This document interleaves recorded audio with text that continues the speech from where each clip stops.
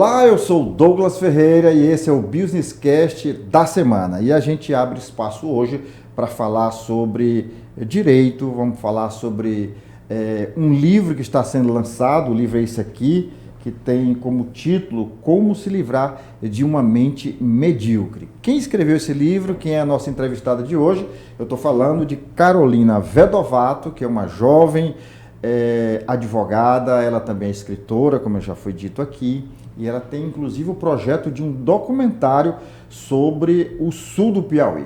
Ela está com a gente. Tudo bom, Carolina? Tudo bem. É Carolina ou Carol? Pode ser Carol, pode ser Carolina também. É chamada pelos dois nomes, né? Os dois nomes. Bom, eu fiz uma prévia apresentação de você aqui, mas eu quero que você fale sobre você. Quem é Carolina Vedovato? Bom, eu sou Maria Carolina, na verdade, conhecida como Carol ou Carolina Vedovato. Eu me formei aqui em Teresina, Piauí, em Direito, fiz 2 pós-graduações em Processo Penal e Direito Penal. Eu estava exercendo um cargo... Ai, meu Deus, eu nem... Fica tranquila, vamos lá. Eu estava exercendo um cargo numa empresa, por último, nos contratos da empresa de terceirizados, e agora, atualmente, eu estou dedicada à minha carreira de escritora, lançando o meu primeiro projeto, que é Como se livrar de uma mente medíocre. E é isso no momento. Mas aqui, embora esse aqui seja a primeira obra, né, o primeiro filho da escritora, você já escreve há bastante tempo, né? Já sim. Você escrevia o quê? Eu escrevi mais sobre o direito, artigos, tem um livro interdisciplinar da Cesvale, que tem um artigo meu, inclusive, que era sobre o direito do idoso, um artigo até inédito, porque até então, pelas minhas pesquisas, ninguém jamais tinha falado sobre a questão o direito ao afeto, né, que os idosos têm. Hoje, o direito da criança, ele obriga, né, aos pais terem uma interação com a criança, mesmo que ele não queira participar da vida dela, o direito vai lá e faz com que o pai tenha essa obrigação de fazer parte da vida da criança. Porém, no idoso não existe esse direito dos filhos ou parentes fazerem parte da vida do idoso quando ele é abandonado, né, para o Estado. Então, eu fiz esse artigo com essa coerência. Um tema super bacana. O idoso, de fato, ele é abandonado pelo Estado e, na maioria das vezes, negligenciado pelos filhos, né? Isso. E aí o direito ele não cobra esse afeto, essa obrigação de afeto dos parentes de estarem lá visitando ou de procurá-lo, né, no abrigo. Eles ficam praticamente abandonados mesmo. E é um livro feito a 4 mãos? Você e mais quem? Interdisciplinar? Não, Sim. são vários artigos feitos pela Cesvale. Então, nós temos 2 coisas em comum. Primeiro, que eu também fiz direito. E o segundo, que eu também tenho uma participação num livro, né? O meu TCC, que foi sobre os 10 anos da Lei Maria da Penha. Na verdade, o livro é sobre a eficácia da Lei Maria da Penha no Piauí. Certo. Eu fiz um levantamento no Ministério Público, a gente pegou que nos 10 primeiros anos da lei, passaram pelo Ministério Público 8.003 casos, né? Onde foram impostas medidas protetivas e a eficácia dessa lei é tão grande, tem gente que acredita que não, né? Porque a mídia coloca todo dia as mulheres sofrendo todo tipo de agressão, inclusive o feminicídio, mas não fosse essa lei, a situação seria bem pior, viu, Carolina? Muito mais caótica. Por quê? O que a gente levantou nesse trabalho? Foi que dos 8.003 casos, apenas 3 resultaram em morte da mulher, ou seja, resultaram em feminicídio. A eficácia foi tão grande, né? As medidas protetivas impostas salvou a mulher. Então, esse trabalho, quando eu apresentei no meu TCC, ele foi levado para um congresso em Fortaleza e lá algumas pessoas tomaram conhecimento e aí eu recebi uma ligação de São Luís do Maranhão, que a Universidade Federal de lá estava fazendo um livro sobre direitos humanos e que esse trabalho caía como uma luva e me convidaram e está aí. Eu também fui convidada a participar nosso do livro. Livro está aí, graças a Deus. Eu sinto muito orgulho disso, eu imagino que você também. Com certeza. Né? Bom, Carolina, então vamos falar desse teu lado. Bom, aí você sempre escreveu e embora tenha feito direito, você já me antecipou que a tua praia não era bem o direito, né? No momento eu dei uma pausa na carreira de direito para me dedicar ao livro, mas é um leque aberto, né? Qualquer momento claro. eu posso estar voltando ou querer voltar. Isso aí. Mas você tem essa identificação com a escrita, né? Sempre tive. Por isso que eu fiz assim o direito mesmo já, pensando nesse Eu acho que enfoque. todo mundo, na verdade, deveria fazer direito. Eu também Direito acho. é bom para muita coisa. Principalmente os políticos, né? Deviam todos fazer direito. É verdade. Tem muito político que desconhece o básico do direito. Básico. O básico, o elementar. Mas vamos lá. Você escreve desde muito jovem, mas aí decidiu falar sobre esse tema por quê? Olha, tá aqui o livro. Gostei dessa capa, viu? Gostou? Aqui tem um cérebro, tem um celular smartphone, né? fincado no Inclusive já ligadinho aqui no Wi-Fi, e o título é Como se livrar de uma mente medíocre. Bom, por que esse título? Eu falo sobre o medíocre como um enfoque no que é comum, no que é normalizado. Ser medíocre não é você ser menos, né, menosprejar, não é uma coisa pejorativa. É você ser Medíocre comum. está no meio, é ser comum. É ser igual a todos. É não se destacar, mas também não afundar, né? Não ir ao fundo do poço. Procurar se padronizar, né? E ser igual a todos. Então, essa é a questão de como se livrar de uma mente medíocre, porque hoje nossas mentes estão muito voltadas às influências que nos cercam. Então, no livro eu enfoco bastante sobre a questão das influências e como isso nos torna cada vez mais medíocres. Então, na verdade, o que a gente está dizendo aqui, que você está dizendo com o seu livro, é que aquela frase que a gente cresce ouvindo, de que o homem é o produto do meio, essa frase filosófica, ela realmente encontra espaço cada vez mais no mundo moderno. Com toda certeza. Eu tenho absoluta certeza de que nós somos o resultado das influências do meio de convivência, das influências que a gente tem hoje na tela do celular, na tela de uma TV, inclusive dos livros que você lê, até das músicas que você ouve, você é influenciado. Então, a gente, hoje, adultos, nós temos que ter muita, assim, consistência mental para você ter aquela percepção moral do que você está vendo e do que você está sendo influenciado, porque às vezes você nem percebe que está sendo influenciado pelas Eu acho que o grande problema dessa questão, que o homem é produto do meio ambiente em que vive, isso é fato, né? Agora, o grande problema as pessoas, não, porque o celular está influenciando de forma negativa. Antigamente era a televisão, né? Isso. A televisão era o smartphone de hoje, né? No sentido de que você se pautava, você perdia muito tempo em frente da TV, você, sobretudo as mulheres que gostam de se vestir bem, seguiam a moda das novelas. As novelas é que ditavam o que você tinha que vestir ou não vestir, o que você tinha que consumir ou não consumir. Agora, hoje não, hoje como o smartphone faz parte hoje da vida do ser humano moderno, eu acho que alguém até já disse isso, o smartphone é uma extensão, é como se fosse um membro, né, da pessoa. Fora do corpo, mas que altamente integrado. E isso faz sentido porque eu fiz uma viagem agora esse final de semana, a Floriano, e de lá para cá a gente ficou sem internet, sem rede. Mas ficou todo mundo ali ansioso, né? Querendo chegar na próxima cidade para ver o que aconteceu, atualizar as redes sociais, enfim. Então, é sobre isso que você fala. Ataque de ansiedade se ficar uma hora ali sem o celular. Sem o celular. É sobre isso que trata o livro? É sobre isso também. Mas de que forma você abordou esse tema? Eu falo primeiramente sobre a influência do meio de convivência. Primeiramente, a gente não escolhe onde a gente nasce, né? Sim. Onde a gente cresce. Aí é uma questão cultural que você pega de onde você nasce. A sua casa, a sua cidade, o seu estado, país, seus familiares. E depois a influência das amizades que te cercam, né? Desde a infância até a adolescência. Hoje nós temos muitos jovens que às vezes se perdem entre questão de drogas, fumar, beber, por conta de influência também. Até porque a mente jovem é a mente mais influente que tem no planeta. Todo mundo já passou pela aquela fase ali de estar na farra, na cachaça, que seus amigos também estão, você também está. Isso. E quando a gente cresce, que fica adulto, as influências também estão lá de forma que a gente não percebe. É uma influência do celular, você segue alguém que te influencia a ser consumista, a consumir certos produtos da qual você não precisa, mas está ali sendo apresentado, você está sendo bombardeado de influência de todas as formas e você acaba tendo uma necessidade que nem existia de modificar alguma coisa no seu corpo que você não gostava, ou que você nem sabia que não gostava, mas você tá vendo ali a fulana dizendo que aquilo ali é feio, aquela gordurinha ali é horrorosa, e você já começa a ficar assim, poxa, eu tenho isso daí, então é feio também para mim. Será que eu preciso dessa cirurgia? Será que eu preciso tomar esse certo medicamento?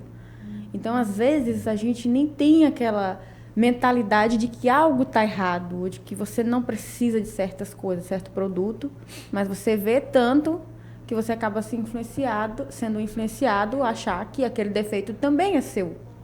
Então, sobre as influências das mídias sociais, o que eu mais quero que as pessoas entendam no livro, né, é que nós temos a certa percepção de ver defeitos nos outros e achar que aqueles defeitos são os nossos também. Então, como as pessoas hoje estão indo pelo imediatismo, procurando sempre meios mais rápidos de resolver seus problemas, né? Eu quero emagrecer 10 quilos, então eu tomo um remédio que está me prometendo. Em tempo recorde, né? Que emagreceu a blogueira ali, que ela emagreceu 10, 20 quilos com esse remédio, eu vou tomar também que eu vou emagrecer. É aquela questão do imediatismo. A saúde hoje ficou em último. Ninguém se importa mais em uma alimentação melhor, ou então viver uma vida mais, né, calma, ter mais paciência. A ansiedade, ela está em todo lugar, inclusive para te modificar. Modificar seu corpo, modificar seu rosto. Hoje o ataque das redes sociais é a harmonização facial. Então tá todo mundo fazendo harmonização, até os políticos estão fazendo harmonização.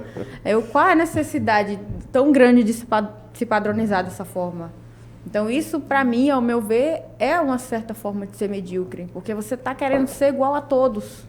Você já está perdendo E aí perde a essência, né? A sua essência, e você está se modificando de acordo com um padrão que é mutável a todo momento. Agora, Carolina, o que você está falando aqui no livro, que eu já observei pelo que você coloca agora, eu ainda não li o livro. Vou ler, viu? Ler, viu? Vou ler. Mas assim, o que você está falando é algo que o ser humano vive praticamente desde que o mundo é mundo, né? Exatamente. As pessoas sempre buscam ser influenciadas. Ah, porque fulano é influencer. Não. O fulano é influencer, será se é realmente, ou as pessoas é que vivem essa ansiedade para serem influenciadas? Né? Isso. Então, assim, eu me lembro, quando eu fiz faculdade de jornalismo, lá na década de 80, né? As jovens naquela época, e os jovens já entravam na faculdade, uma moça bonita como você, no meio do curso ninguém reconhecia mais aquela moça. O cabelo já estava diferente, a roupa já era diferente, os hábitos já eram outros. Muitas vezes, infelizmente, dentro da academia, mas os hábitos não eram nada saudáveis. Naquela época já rolava droga, né? Até hoje tem. Não era como hoje, que hoje você tem tipo assim, você tem um portfólio, você tem um cardápio de drogas rolando no submundo ali dos centros acadêmicos, do DCE e tal. Mas naquela época não, naquela época era basicamente a maconha.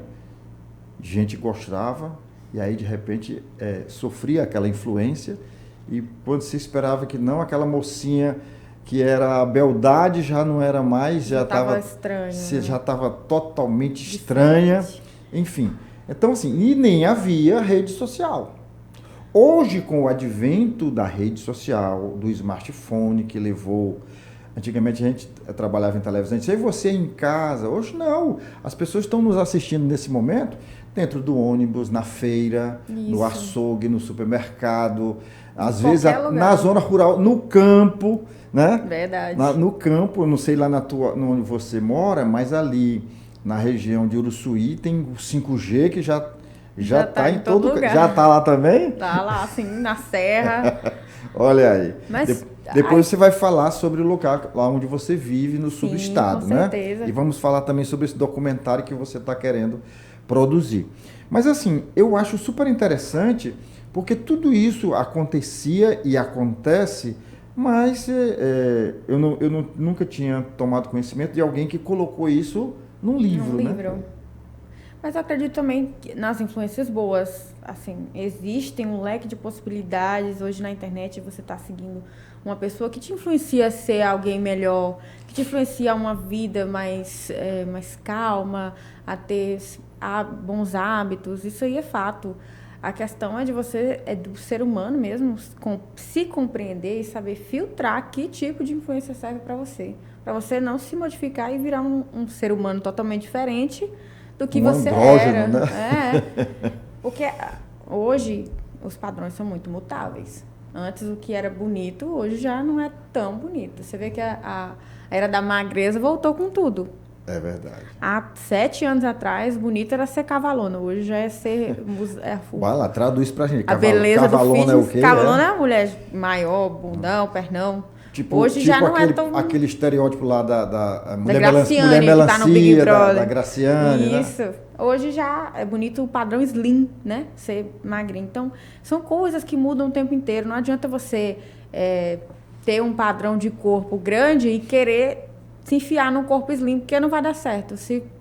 A genética também tá ali para te dizer o que é seu e o que não é. Aí as pessoas procuram se padronizar de todas as formas para não ser criticado, para que um fulano ou ciclano não fale nada. E isso aí é o que mais abordo nas questões das influências. É você não querer ser tão diferente do que você é para agradar os outros. E nessa questão da influência, a gente não pode esquecer de que a propaganda, a mídia, ela também impõe padrões que muitas vezes não combinam com a pessoa, né? E tem gente que força a barra. Você estava falando aí, eu estava lembrando de um vídeo que eu vi recente de uma pessoa, uma brasileira que comprou um vestido na Shopee, né? E o vestido lá no site é bonito, tá numa moça slim, ficou perfeito. Bem magrinha. Bem magrinha. Aí a moça põe o vestido. Compra o vestido chega e ela põe o vestido. Já ficou estranho nela. Não era para ela, né? Aquele vestido é para qualquer pessoa, menos para ela. Então, assim, as pessoas também têm que ter bom senso, né, Carolina? Exatamente. Você não pode mudar, assim... Tem gente que muda até a sua etnia para se enfiar num padrão. Muda completamente as coisas, o seu rosto, fecha o nariz. Eu acho isso um pouco demais, sabe? É uma construção, uma influência extrema de você buscar tanto uma mudança... Eu acho desnecessária, por isso que eu coloco no livro, porque isso leva a gente a uma depressão, a ansiedade, a sempre estar querendo se modificar, para sempre estar querendo se padronizar, para sempre ser aceito pela sociedade. Eu acho que o intuito é ser aceito, que às vezes a gente se rejeita tanto a ponto de achar que somos rejeitados também pelos outros. E, na verdade, esses problemas que você enxerga é mais seu do que os outros. Às vezes eu nem vejo defeito nenhum em você, as pessoas não... Tem um negócio no YouTube que eu vi, eu não lembro direito, mas a forma que ele colocava a pessoa para ela se descrever em frente a um espelho e depois pedia a outra pessoa para que descrevesse essa pessoa em frente ao espelho. Então, eram 2 desenhos diferentes. Ela estava linda e no que ela descreveu, ela estava horrorosa. Então, ela se via tão feia e a outra pessoa via ela uma beldade. Então... Você tem que ver isso daí, se é realmente uma necessidade sua, ou se você está se vendo como um defeituoso, que você não é. Eu conheço várias passagens interessantes que retratam muito bem o que você está falando. Tem até uma história bem interessante de um escritor, uma pessoa que era feita as letras, sabia escrever, gostava de escrever, e um amigo chegou para um amigo e disse: rapaz, cadê aquele teu sítio? Rapaz, aquele sítio eu quero vender. Quero vender porque não vejo mais graça no sítio. Mas eu queria que você escrevesse um texto para eu publicar, para ver se alguém se interessa. E aí o cara escreveu, falando como ele via o sítio do outro. As belezas, a natureza, as riquezas, o canto dos pássaros, a arborização, o lago, o córrego. Quando o sujeito viu o texto, que leu... Ele não quis mais vender. Não, vou vender mais não. Vendo nada. É mais ou menos isso, né? É, exatamente. É mais ou menos isso. É a personificação do que você está enxergando no momento. Às vezes está tão mal da mente, a sua mente está tão doente, que tudo que você vê, você enxerga apenas defeitos, problemas. E esses problemas, na verdade, não são existentes. Eles são frutos exatamente da sua mente obcecada numa perfeição inexistente. É exatamente isso que você falou do sítio e do rapaz que fazia os desenhos, né? De acordo com a ótica da pessoa e de acordo com a ótica de outra pessoa que estava a vendo. Aí então a pessoa até se assustava. Nossa, eu me vejo dessa forma, tão estranho, e a outra pessoa me vê de uma forma que eu sou perfeita, linda. Eu estou me achando linda nesse retrato. E eu acho que essa nossa conversa é tão boa, sabe por quê? Hoje nós vivemos num mundo, como dizia meu amigo, um grande amigo, Ademar Bastos Gonçalves, né? Ele já dizia isso lá atrás, quando eu iniciei. Ele dizia, a gente vive num mundo tão imediatista e tão consumista, né? Que você termina fazendo tudo isso sem nem perceber que está fazendo. Se deixando influenciar, se deixando levar, né? Sendo conduzido por outros. E assim, as pessoas, muitas vezes, elas não... Você vê, por exemplo, uma pessoa depressiva, uma pessoa angustiada, uma pessoa cheia de problema, no relacionamento, aí já não vê o parceiro ou a parceira como ela de fato é, não consegue enxergar as qualidades. Não. E aí terminam se separando. Exato. Quando cada um se separa, cada um encontra pessoas que vê nelas as qualidades que eles dois deixaram de ver. Então não precisa entrar em depressão, ninguém precisa se angustiar, porque vai sempre encontrar alguém que vai reconhecer em você as qualidades que você tem. Com toda certeza. Isso aí é um fato. Eu também falo sobre a questão dos relacionamentos, de como a nossa mente doente às vezes faz você esquecer quem era aquela pessoa na sua vida, as partes boas. Você que foca tanto nas partes ruins que você começa a ficar angustiado a ponto de descontar todos os seus problemas e destruir seu relacionamento, né? Que antes era tão bom, e vira um emaranhado de problemas que vocês não conseguem sair, e aí acaba dando a separação. Mas, Carolina, eu sei que esses problemas, sobretudo numa mente jovem como a sua, e inteligentes, surgiram não agora, no ato de escrever o livro. Foram coisas que você foi gestando devagarzinho. É uma percepção sobre a vida, né? Mas qual foi, assim, o start, o pontapé inicial? O que foi que deu o estalo? Assim, isso aqui vai virar um livro. Qual foi a experiência, qual foi a vivência, o que passou na tua frente que disse, não, isso aí vai ser um livro. Assim, no início eu queria fazer um livro voltado à questão da influência do consumismo. Porque a gente está falando aqui sobre influência de se modificar, né, e tal, mas hoje nós somos muito influenciados a consumir. Nós somos meros telespectadores nas redes sociais, somos influenciados a ter coisas, a comprar demais. Quem de nós se endividar, nunca comprou uma coisa que está lá guardada no armário, Isso. no guarda-roupa que você não usa, né? Exato. Exatamente por conta da força que tem a mídia. Aí eu tive esse pensamento de fazer algo sobre o consumismo. Hoje todo mundo que tem um Instagram, né, de milhões de seguidores, está lançando um produto. Não sei se você já percebeu essa nova onda aí. Todo mundo tem um novo produto, viraram empreendedores. Não ganha dinheiro só com a monetização, não. Tem toda uma estrutura por trás. Todo mundo está querendo lançar produtos. É maquiagem, é bebidas, qualquer coisa. Então, aquelas pessoas que estavam seguindo ali porque gostavam da pessoa, gostavam do seu dia a dia, agora são influenciadas a comprar produtos. E na maioria das vezes, né, produtos que você nem precisa. Então, esses seguidores, né, estão sendo influenciados a ser consumidores. É uma nova rotina de influência nas redes sociais que está surgindo, que todo mundo não, né, mas a maior parte que tem muitos seguidores estão lançando produtos. Estão atualmente vendendo jogos, né?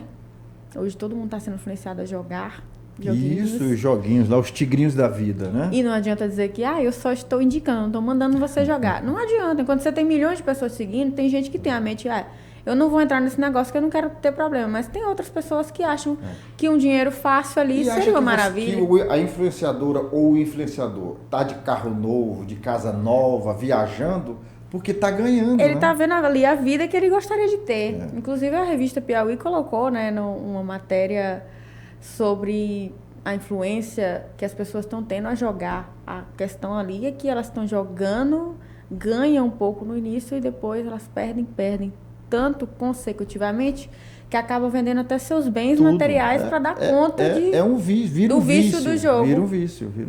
Então era Aqui, isso. olha, o vício é que as pessoas elas não conseguem entender que vício, seja de jogo, seja de droga, seja da droga legal ou ilegal, porque tem droga legal também. E compras também, que né? é um vício. E compras. Hoje a gente fez uma reportagem muito triste, que a gente é obrigado a fazer. É o caso de um vendedor que foi sequestrado, morto. Inclusive o cara que fez essa barbaridade conduziu o carro com o cara morto de Altos para cá, percorrendo as biqueiras, que são as bocas de fumo, vendendo os produtos desse vendedor com ele ali dentro, para poder alimentar o vício dele. A que ponto chega, né? De matar e de sair por aí com um cadáver dentro do carro, vendendo, se desfazendo do patrimônio daquele vendedor, que às vezes não sei nem se era dele, se ele estava vendendo para terceiros, né? Vendendo terceiros. Mas assim, a gente usa essa situação que é extrema para falar de vício. O tigrinho leva a pessoa a fazer a mesma coisa. Exato. A mesma coisa. E hoje o vício de consumismo também é alterado, é anormal. Tanto que as grandes redes de vendas, Shopee, Shein, 70% das vendas que eles fazem no mundo são venda de produtos inúteis. Produtos inúteis que eu falo bobeira, assim, coisinha para enfeitar a casa, ou então umas roupinhas michurucas, qualquer coisinha assim que não seja realmente algo necessário, sabe? São produtos inúteis. E a China despacha milhões de produtos para o mundo inteiro. Produtos esses que vão parar numa pilha de lixo monstruosa. Bom, eu confesso que quantas vezes eu fiquei na madrugada olhando, zapeando, comprando bobagens, né? Comprando bobagens, da maior. Comprando bobagens, coisas que eu nem sei para que tem, né? Para que eu comprei, tá lá, tá jogado, outras eu presenteei, eu dei. Outras estão se estragando. Porque você começa comprando coisas baratas, aí deixa eu comprar uma coisa barata para ver se chega. Aí chega. Chega tudo. Mas quantas não chegaram também, né? E esse é o vício da nova era, sabia? A gente pensa assim, quem é que vai ficar viciado nisso? Tem muita gente que está muito viciado em compras online. Olha, as pessoas estão se endividando demais em compras online. Isso era uma coisa que eu estava vendo, né, antes de começar o livro, que era o foco, o enfoque. Eu ainda nem coloquei, só coloquei pequenas coisas sobre a questão de vício em compras, mas eu pretendo fazer um futuro algo isso aqui vai gerar outro filho, né? Esse livro. Com certeza. Mas você está falando aí, e eu lembrando aqui de um amigo, um empresário, que eu fui visitá-lo uma vez e ele disse, rapaz, olha meu cartão de crédito, 300 mil reais o cartão de crédito. Eu disse, rapaz, tu gasta isso? Rapaz, eu não sei como foi. Ele comprou 15 iPhones, né? Nossa 15 Senhora. iPhones. Eu digo, e tu comprou isso para quê? Não, eu ia comprar um para o meu sobrinho, mas aí tinha uma promoção, aí tinha... Então as pessoas, quem tem pouco gasta pouco, quem tem muito gasta muito, mas todo mundo gasta, né? Todo mundo gasta. E termina gastando aquilo que não está preparado. E outras coisas estão renovando com a rapidez muito, assim, exacerbada. Por exemplo, você deu o exemplo do iPhone. Hoje eu estou com o iPhone 11, que eu tenho 5 anos com esse celular. Graças a Deus eu não tenho necessidade de estar trocando. Mas tem pessoas já que têm... Já está com 16, né? Tem gente que tem uma necessidade de ter alguma coisa do ano, o iPhone do ano. Essa bolsa não me serve mais, a bolsa boazinha, mas eu quero uma nova. Tem que ser do ano, tem que ser o carro do ano. Então, esse vício na troca das coisas, e estão sendo feitos um atrás do outro, também deixa as pessoas numa situação de consumismo extremo, porque você não está satisfeito com o que você tem, nunca. Você sempre vai querer ter o consumista sempre vai querer o melhor. O último lançamento. O último lançamento, aquele questão de estar ali no novo. Bom, falamos aqui do livro, falamos da tua trajetória aí no direito, escreveu até um livro lá na área. Mas eu sei que você também está com um projeto de fazer um documentário. Exatamente. Bom, eu queria que você falasse um pouquinho. A coisa ainda está embrionária, já começou a mexer os pauzinhos, como é que tá? A questão do documentário é a filmagem agora, né? Então, ele já está montado e nós vamos partir para a filmagem. É uma filmagem de boca a boca mesmo, de visita nas pessoas, porque o documentário fala sobre a raiz do problema de corrupção no Piauí. Não vou abranger Brasil, porque ainda não posso mudar, mas vai ser no Piauí. Na política. Na política. A minha idealização é a questão da compra de votos. Eu vivo numa cidade muito pequenas. Pois é, fala pra gente aí. Você é piúcha. Isso. Você é filha de uma piauiense com um gaúcho. Isso. Né? E eles estão instalados lá no sul do estado, no município de Jubués, Piauí. De Jubués. E você está morando lá? Moro lá, a vida inteira eu morei lá. Eu morei 8 anos aqui, mas voltei para lá. Estudou aqui, Estudei né? aqui. Aí retornou? Retornei para Jubués. E uma das coisas que me chamou muita atenção na questão de política e tudo mais é que os políticos raramente mudam. Você está vendo hoje, nós temos um presidente hoje que é o mesmo presidente que foi 12 anos atrás. 20 anos atrás. 20 anos atrás. Então, 22 anos atrás. Nas extremidades, nos interiores, também é igual. Hoje, a gente reelege o mesmo prefeito, aí entra outra pessoa que o prefeito indicou, aí o prefeito quer voltar de novo, ele volta. Isso me indagou assim muito. Gente, se nada muda... Não há alternância, né? Não há mudança nada está mudando. Na política. As coisas estão exatamente como sempre estiveram. E tem uma coisa aqui, não sei se você observa, se acontece lá, é que os políticos aqui, eles têm orgulho de dizerem que representam o novo, mas eles representam o novo da família deles, né? Exatamente. É o filho lançando, é muda o pai as cadeiras, lançando o filho. Mas nunca muda o sobrenome. É o pai lançando o filho quando não lança a esposa, quando não pode lançar esse povo, lança um sobrinho, e a coisa vai se perpetuando ali na mesma família, né? O prefeito que vira vice, o vice que vira prefeito, desse jeito também. Você falou uma frase aí que diz que mudam o quê?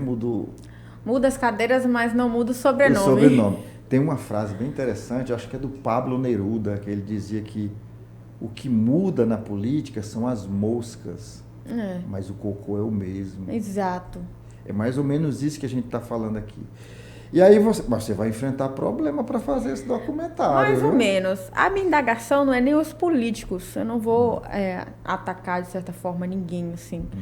E a raiz do problema é exatamente isso. O que o povo está errando? O que está acontecendo com o povo que está sempre colocando as mesmas pessoas? Querendo ou não, eles estão lá por voto. As pessoas estão votando. E ninguém se elege sozinho, né? Então, onde é que está a raiz do problema? É o político corrupto ou as pessoas que estão sendo corruptas também? Será que o brasileiro é tão inocente assim? Por que ele coloca sempre as mesmas pessoas que ele dizem que roubam?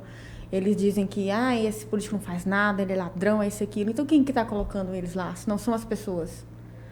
Por que as pessoas estão fazendo isso? O eleitorado, ele é cúmplice e tão corrupto e quanto. É participativo nessa corrupção. Exato. Ou porque vende o voto, ou porque fecha os olhos para quem está comprando o voto. Exato. Não... Mas o fato é que o político corrupto, o político que rouba, que desvia, ele não se elege só com o voto dele e da família, não. Não, são muitos votos. Então, esse é o enfoque. É exatamente por isso que o nome é a raiz do problema. A raiz do problema, o Qual X é a raiz? da questão. Não é nem o político corrupto. Sabemos que são corruptos, nós sabemos que o que fazem, o que deixam de fazer... Assim, você vai fazer um documentário tratando de um tema sensível, porém com profundidade, sem necessariamente precisar citar nomes, né? Não precisa. Você vai falar sobre o fenômeno. Até porque um problema que tem lá no interior é um problema que tem em todos. Problema que tem no Brasil inteiro, é no governo, é no Senado, é nas prefeituras, é até em vereadores de pequenas cidades. Então, hoje, o enfoque do Brasil, a gente fala muito sobre o presidente, mas não é só o presidente. Você vai em qualquer cidadezinha pequena, a corrupção é gigantesca.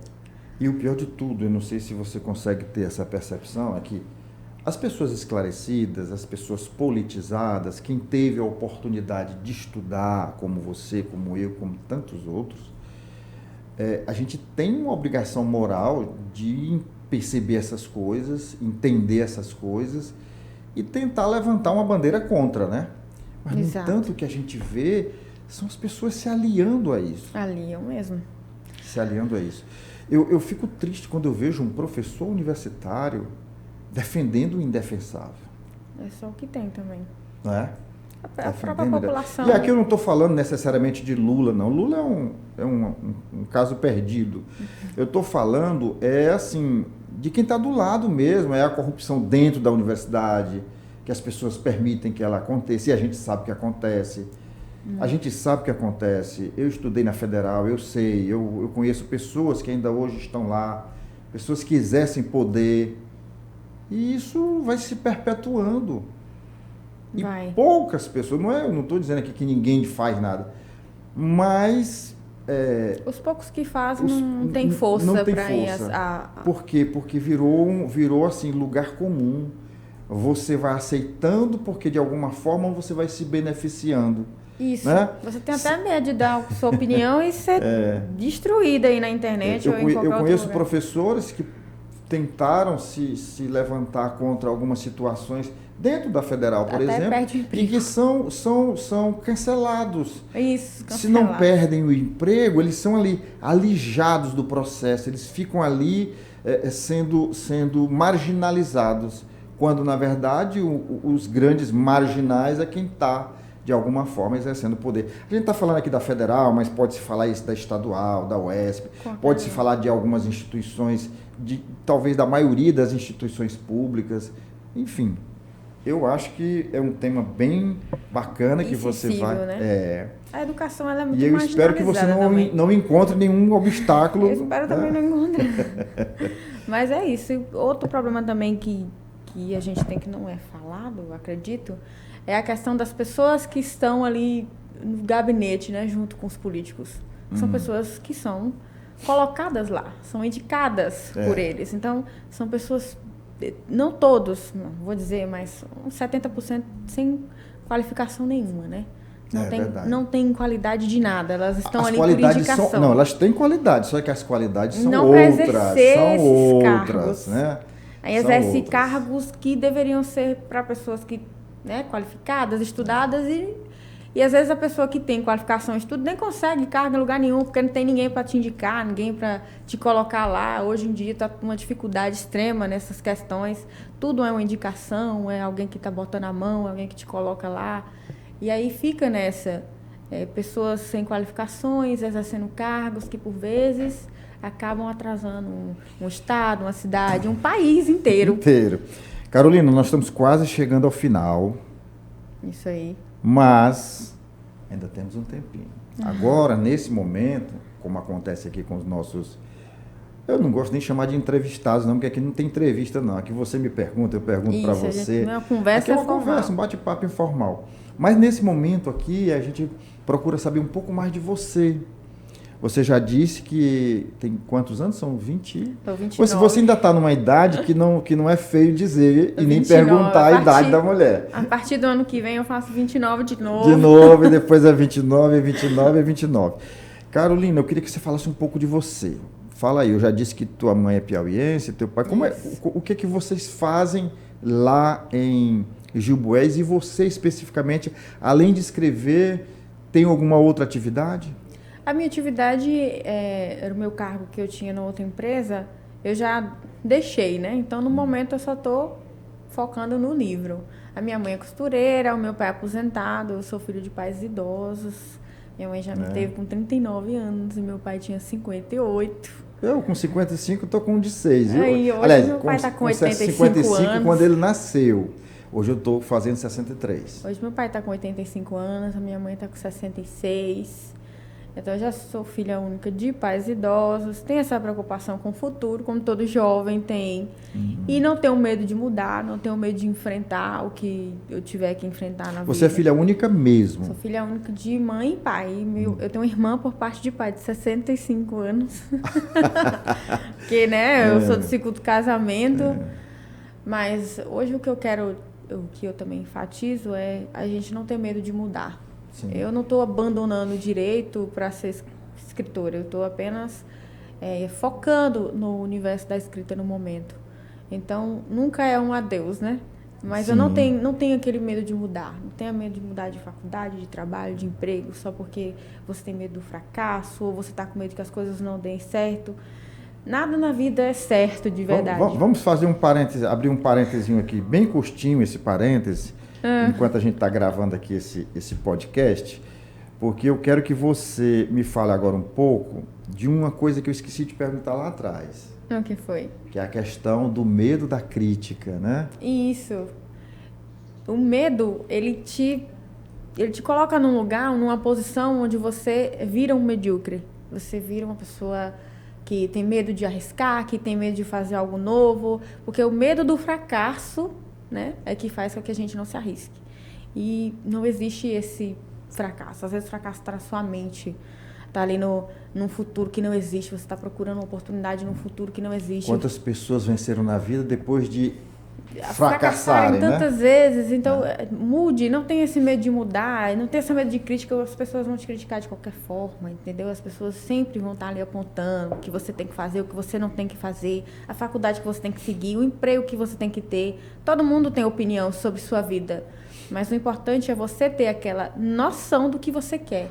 E dê o primeiro passo. Você tem um rumo, tem um foco e tem um rumo, né? E dê o primeiro passo, que o caminho aparece. Eu gosto dessa frase, né? Porque às vezes a gente fica esperando uma oportunidade surgir. Não tem oportunidade. Hoje mesmo estou num podcast que eu nunca nem imaginei que eu estaria. E não foi uma oportunidade assim que eu corri assim, aparece porque eu dei o primeiro passo. Verdade. As coisas são assim. É você não ter medo de mudar quando você achar que deve. Não importa se você tem 20 anos ou 60. Você está com vontade de fazer uma nova faculdade, faz. Não está gostando do seu emprego, procura outro. Você não precisa largar seu emprego para procurar outro, entendeu? Procurar outro, quando você achar o melhor, você sai. Mas não tenha medo, não se mantenha ali naquela mesmice, porque sua vida vira uma rotina. Os seus dias vão virar todos iguais. A sua vida vai ser aquela mesmice que no final você só vai se arrepender de não ter tentado algo novo, de não ter feito algo novo. Eu acredito que essa é a moral da história que eu quero deixar para as pessoas, né? Nos livros que eu escrevo, nas palavras onde eu vou.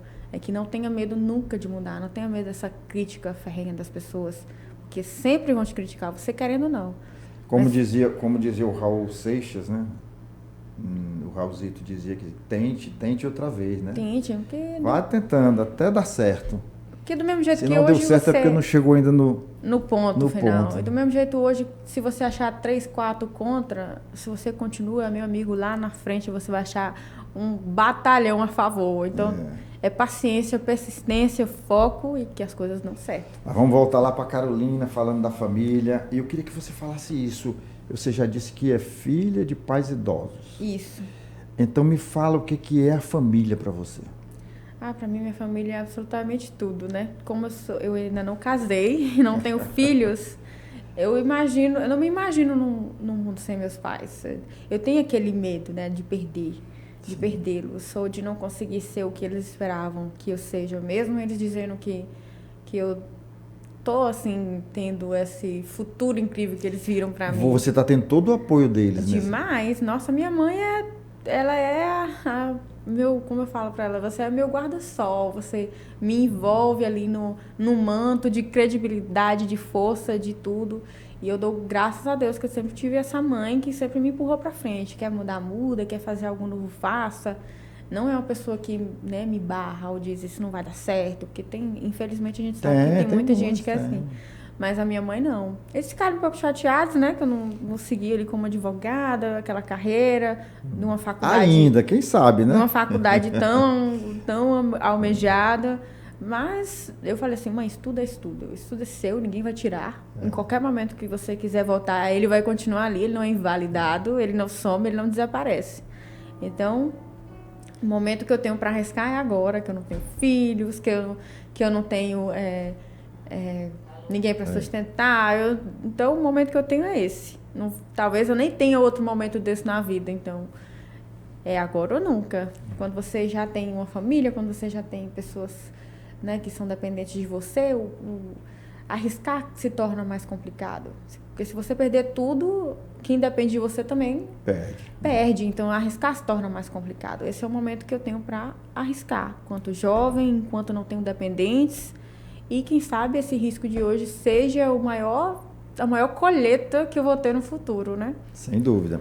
Agora me diz uma coisa, você é uma pessoa espirituosa? Muito. Você professa alguma fé?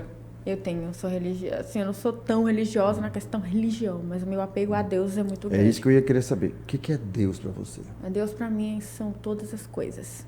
É o ar que você respira, é a água que você bebe, é a comida que te nutre, é a felicidade que faz você acordar todos os dias, ter um bom dia, é a positividade que te leva a acreditar sempre que você é capaz, no que você pode. Isso para mim é Deus. Tudo que é negativo, atraso, para mim já é o outro lado. Perfeito. Que tá te atrasando, que tá te empatando. Perfeito. Você disse aí que tem os pais idosos e tem muito medo de perdê-los, embora saiba que isso vai acontecer um dia. Isso é inevitável. Mas você vai seguir a sua vida. Com certeza. Dá para viver sem Deus? Não. Acredito que não. Seria uma vida vazia de você não crer em nada, ou você não crer que exista algo te esperando no pós-morte, né? Existe uma vida melhor lá. A gente é melhor no hoje, na vida que temos hoje, justamente porque nós temos essa temência a Deus. Então, sem temer a Deus, o que vira o ser humano? Vira um caos, vira um problema para a sociedade, vira um problema para si mesmo, vira um problema para os outros. Então, eu acredito que Deus é uma fonte de energia espiritual, amorosa, necessária na vida de todas as pessoas. E como a gente acredita em Deus, temos que acreditar que existe o outro lado. Isso. E a gente tem que evitar, né? Tem que buscar sempre o lado bom da coisa, que é o lado espiritual ligado a Deus. Bom, gente, eu estou aqui conversando, batendo um papo bem descontraído, estou me sentindo até jovem, sabe? Com a Carolina Vedovato, né? Isso. Então, ela escreveu esse livro aqui, um livro que eu vou ler com certeza, Como se livrar de uma mente medíocre, tá? Acho que você também deve se informar sobre onde encontrar esse livro. Eu vou falar contigo já sobre isso, mas eu quero que você que está gostando dessa entrevista, que está aí no nosso canal, recebeu o link, ainda não é inscrito, que você se inscreva, acione o sininho para receber as nossas notificações e ajude a compartilhar.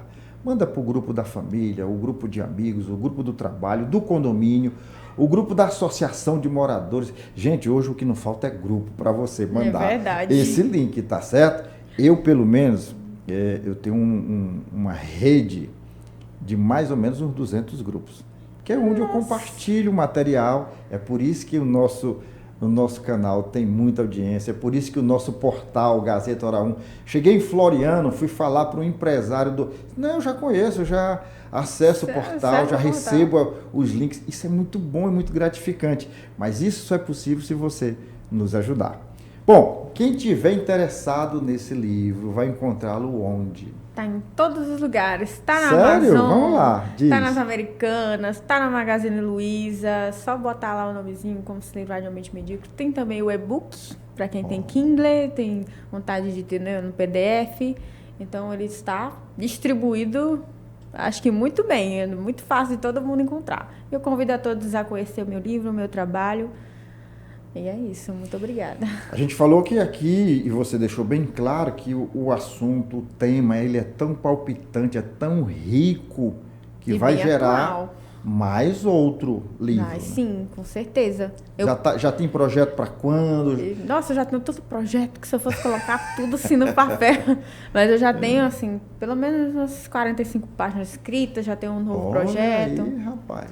E tenho também o projeto do nosso documentário, que eu espero que as pessoas gostem, que eu acredito que a maioria concorda também com o que vai ser dito, do que vai ser mostrado. É um problema no Brasil inteiro, né? Então, acredito que vai dar tudo certo. Se precisar de apoio, nós estamos aqui.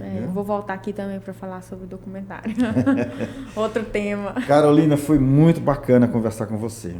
Também gostei bastante. Pelo tema, pela sua pessoa, pela tua forma bem natural de conversar sobre assuntos que muitas pessoas jovens não têm. Isso. Então, parabéns para você, parabéns pelo livro, e que você volte um dia aqui para falar sobre o outro livro ou sobre o documentário, tá bom? Com certeza. Foi um prazer. Prazer. E você fica ligado, ajuda a compartilhar, e a gente se encontra na próxima semana.